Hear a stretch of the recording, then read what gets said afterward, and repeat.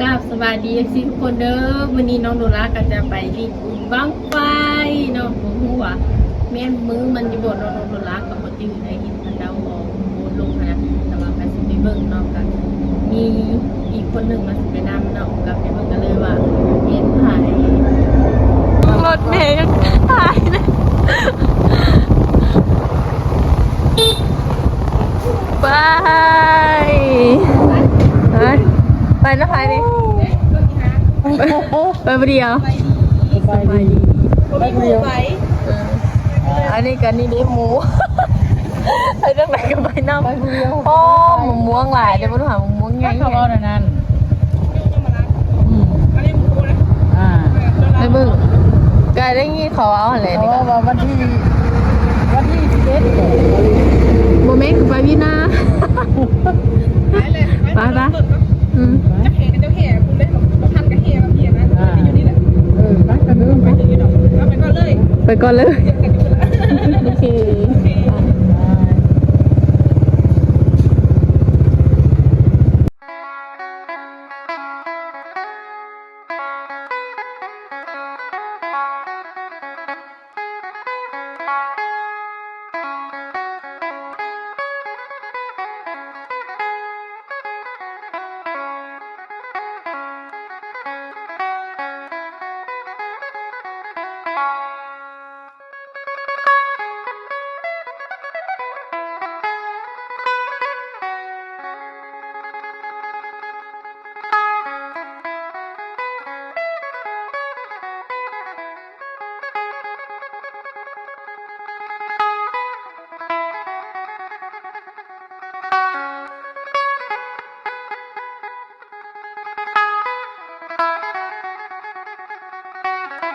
เมนบ่เนาะ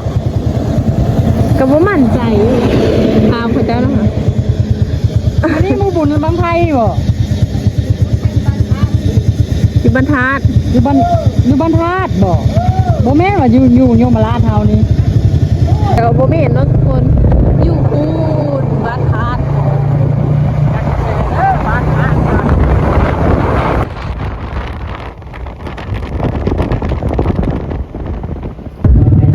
กลัวไม่มีเงินเก็บหาเงินก่อนสาวเด้อสาธุอวยพรร่ำรวยแหละ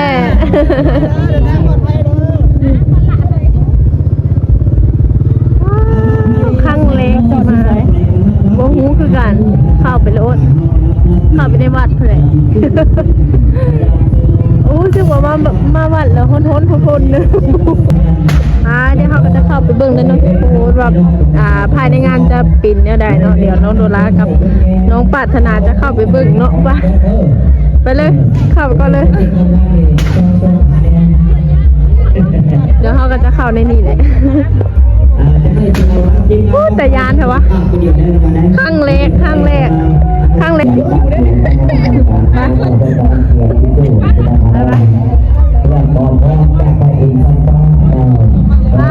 คนหลายขนาด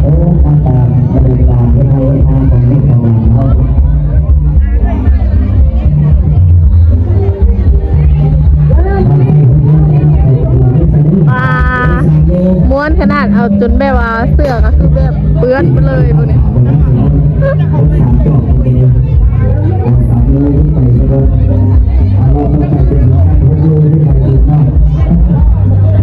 ภายในงานก็จะเป็นประมาณนี้เนาะทุกคนแต่ว่าอันนี้ก็คือแบบบุญบ้านทานเนาะเด็กน้องโดราคิดว่ามันอยู่ยมราชก็เลยบ่ไปบ่มามันก็บ่แม่นเนาะอย่างของไทยทั้งอันหน้าลงร้อนเนาะแมนกับสมาพันธ์ในยิ่งจะดีได้ดี1 บัง6 โลเนี่ยแมนเอาจักแค่กันเข้าไปนั้นเลยถ้าอันสมาพันธ์ในยิ่งเนี่ยจักให้แค่กับอันถ้าอันบางไทยกับหัวหน้าลงร้อนนี่เป็นนั้นเลยเนาะแมน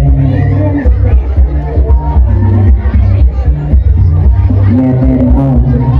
มีทั้งบางไทยกับสหพันธ์และมีไทยของคณะลงร้อนเรา ม้วนกันนะซอยกับพี่น้องทางสหพันธ์บ้านเฮาเราจะทำกันสร้างให้เงินใจ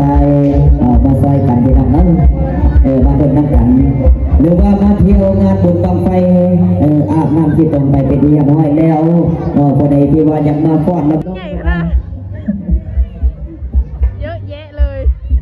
มาพนักภูเขา ว่าจะได้เอาพ่อบอทางคณะกรรมการเขาโจทย์บังไฟพ่อบอเอาพร้อมกันทั้งเด้อพี่น้องเขาเด้อทั้งลูกทั้งหลานเขาคนใดที่ว่าอยู่ใกล้ๆหันเวลาคนที่โจทย์บังไฟเอาเด้อทีมงานเขาเดินทางมาแต่หัวผู้นักกายเด้อว่าจะได้บังไฟเข้ามาเอาได้เด้อมาเอาได้มาบูชาได้เด้อ ก็ไปกัน3 โลผ่านไปแล้ววันนี้ก็จะเป็น6 โลเนาะแล้วก็เจ้าก็ยังเตรียมชุด เจ้า กัน เมื เล อง ย เมืองเยาวราชเขา เจ้ากำลังจะเตรียม นอกทางคณะกรรมการเขากำลังจัดเกี่ยวแต่ว่าจะได้แห้งว่าจะได้พันครัวยังบ่ทันแล้วกินยังบ่นะครับข้างหน้าแต่เดี๋ยวข้างหน้ามีแต่ว่าบ่ค่อยมาทำงานพี่น้องเขาเนาะเพราะฉะนั้นแล้วทางสาวบ้านธาตุเขาพร้อมใจกับทางสาวนมยิงใจสหพันธ์เท่าแก่ลูกตาพญาเพิ่นกำลังสร้างบุญปางนี้ขึ้นมาประดับเนาะสำหรับตอนนี้ถ้ามันสมบูรณ์ขึ้นยังมาเริ่มเรียนเนาะ ผู้สาวมีแต่คนงามเนาะ ขอบใจเด้อนะว่าทีมงานบางคน งามๆในลมขี้ตมมา แล้วก็ขอบใจทั้งทีมงานใหญ่เลย พวกเขาจะมาขายเครื่องเนาะกะหลายอย่างอยู่เนาะแต่ว่าใกล้จะเมื่อแล้วเขาจะค่อยซื้อ ทีมงานพลังเขาก็ได้มาต่อประกอบเชิญทีมงานทำมันอีกไปนึ่งแพ็คตัวตัวคุยเลย ภายในงานก็จะเป็นประมาณนี้เนาะเดี๋ยวเขาก็จะไปรอถ่าเบิ่งเนาะว่าบ้างไฟ6 กิโลจะสูงสักไหนเนาะโนรักก็จะเกิดมากอะบ่ได้เคยเห็นจ้าเถื่อ บังไฟให้บังไฟเด้อรักขับเด้อให้มันเป็นฟังหลายเห็นใจรู้คนเข้าก็ว่าไม่ได้รู้วันไหน จามเท่าไหร่จาม10,000 วันรอที่เราเสียที่นี่สุดท้ายเป็นเสียวให้คนในบ้านรอเขาเด้อ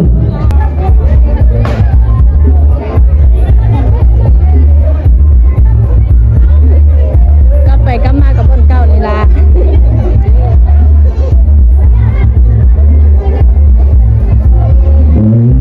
โดยเฉพาะที่เราเป็นคนของเราวันนี้ที่ดีการทำของงาน เดี๋ยวเขาจะซื้อสวยไหมค่ะกันค่ะ คนที่ว่าห้ามยังหักทำไปก็จะให้เชื่อให้มาให้รับให้ด้วยนะกัน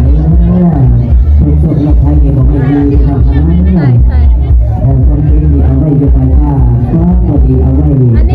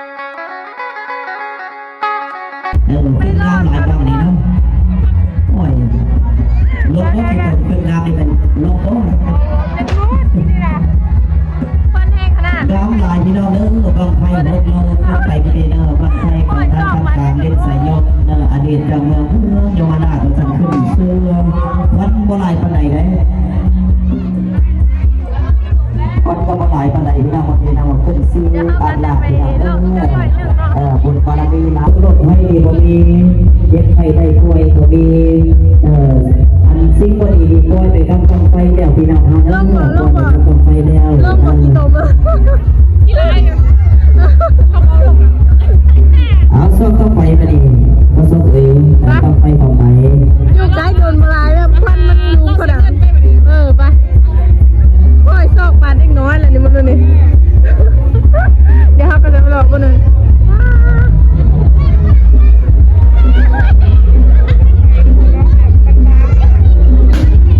นี่ก็คือแบบซุ่มซนเนาะซุ่มซนของบ้าน บางใจของไม่ต้องของสองบ้านก้อนกันดีเนอร์แล้วก็สมุทรบ้านเรากันดีนะบางไป3 โลสลับกันไปมี6 โลมี3 โลสลับกันไปที่เราทำนี่นะ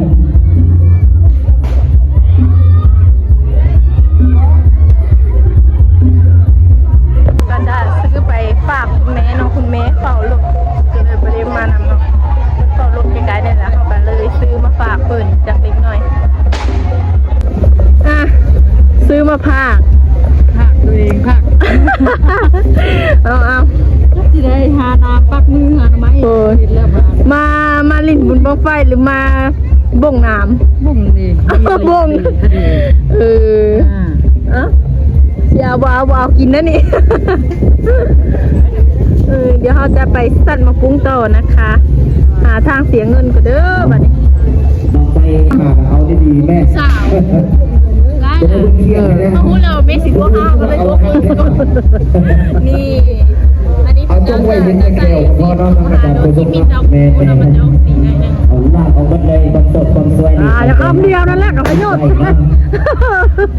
บ้าแน่ เรื่องวันใดทำวันหน้าเด้อไอ้น้องปปสยืดใส่ลูกน้องมายืดเพิ่มวันใดให้หัวหน้าลงวันใดแล้วไม่จงให้แม่เลย หัวหน้าสีไว้ยืดใส่หัวหน้าเสยยืดใส่ เจ้าไม่ยาก ห่างบ่จ้องให้หมู่เลยดอก หัวหน้าคุยมาเล่าข้าวกับเจ้าเนาะ เอาให้เราเข้ากับเจ้ามาเตรียมมาจับยุทธวิธีเนี่ย เป็นบ้านนี่เนาะตั้งนี้ ยืดใส่มาเลยแบบพูดวายขนาดนั้นเลย ธรรมดามาดีบ้างไฟของให้น้องปกติบ้านมาดีน้องบ้างไฟ3 โลเอายืดใส่ผู้สาวบุดเลยแหละ หัวหน้าสีไว้ไม่ใส่กันหัวหน้าเสยยืดใส่ มันท้าเดือดลายเจ้ากับเมียเขาเจ้ากับยักษ์ สงสัยด้วย ว่าแต่ผู้สาวเนาะ ทำเลยแล้วอย่างคนดีเก่งอะไรคนดีไหน แซ่ คนดีเก่งเอาคนสุดแล้วเอาได้บ้างตาเป็นลมแทนซะเสร็จเอาได้บ้างตาลมแทนมาดิน้อง เดี๋ยวเขาก็จะไปสั่นเอาปุ้งอยู่นั่นเนาะ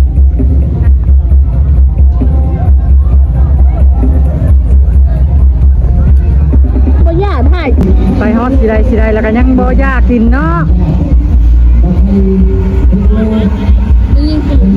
คืนซะก่อนจังเว้านะ ไม่ยิงปืนมันได้ผัวแล้วควรจะบอกการนอกใจ จะน้อยเลยลูกชิ้นพงชนะละ แพ้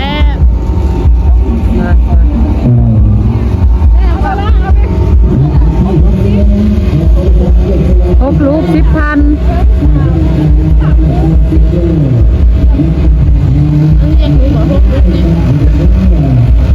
โตกระป๋องนะ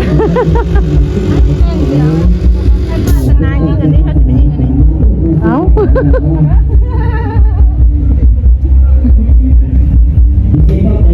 ยิงแต่ปืนแพ้บ้าเลยให้เลย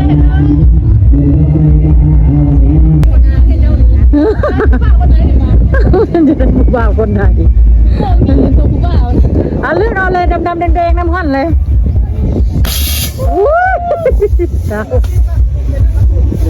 ยิงมันใจผู้บ่าว เพราะว่าปืนมันเบาเกินไปที่บอกเป็นยิง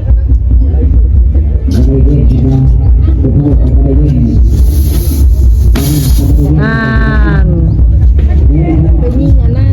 มันว่าเสียนั่นเป็นโป้ง บ่แห้ง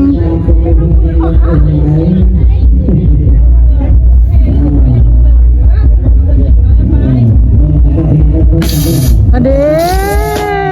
ได้กินแล้วพันตุ้มนึงเย้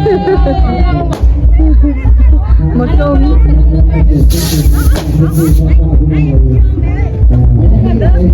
น่ะคือป้าเขาเ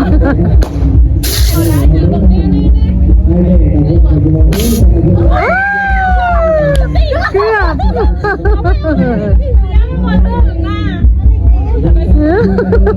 เอาเน่เฮากับเน่คือตัวใหญ่ไปเลย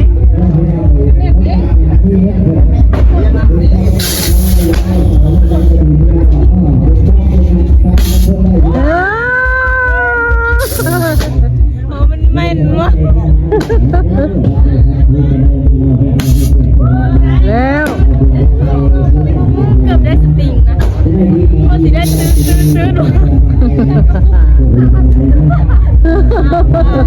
แล้วจะมายิงกว่านี้ค่ะ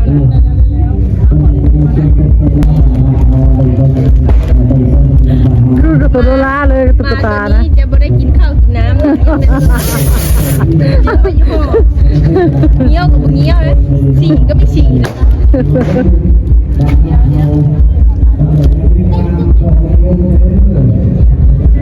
ที่ได้บอกว่า โอ้โหแล้ว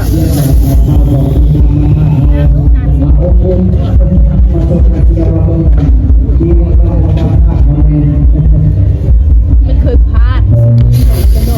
จักแล้วว่าบุเคยทานได้บ่ได้ก็ยิงบันนี้เลยเยอะเลย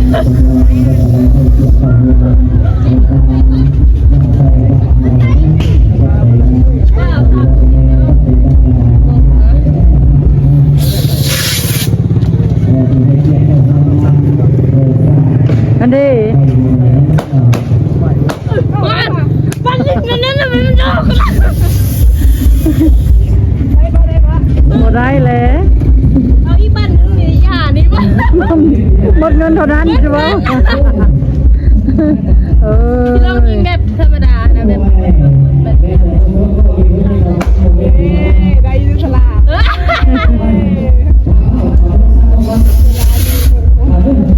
อันนี้แล้วจ่ายเงินได้ อันนี้เลยมาได้วะ เขาจองรอนไปห้อนเฮือนบนเงินเท่านั้นแล้วมือนะ นี่มาปุ้งเอากองร้อนไป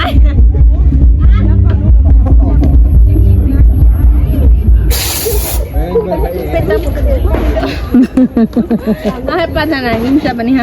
อาประตูแล้วมึงเด้อ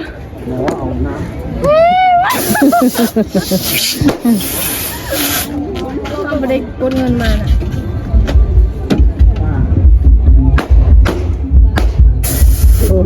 ว่าไม่เนาะ เปล่าว่าตุ้นเฮาเนี่ยว่าจักเขาต่อยหน้าก็จะยืนมันอยู่ โอ้ยแล้วนี่วะ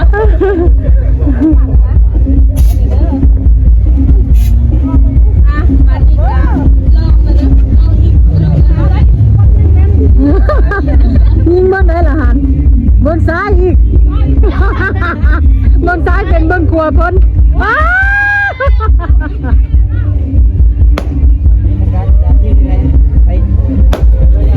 น่าจะแบบนั้นแหละ ไม่เอาพี่วัดเมื่อหรอวัดเมื่อหมอเหรอไม่คนที่ทำคนละ9,000เด้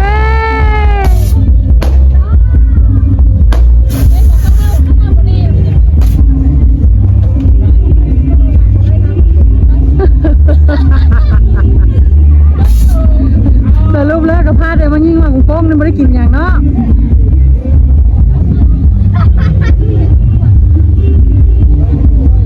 หมดตัวแล้วค่ะไม่มีผู้บ่าวยิงเราเลยค่ะยิงนี่ จักทำใดเนาะผู้บ่าวจนป๊บบอกว่าโอ๊ยผู้บ่าวสิยิงกุ้งโป้งให้พอนี่ป้าซ้ำ ไปก้าวพอจะได้อันนั้นพอจะได้เป็ดอันนั้น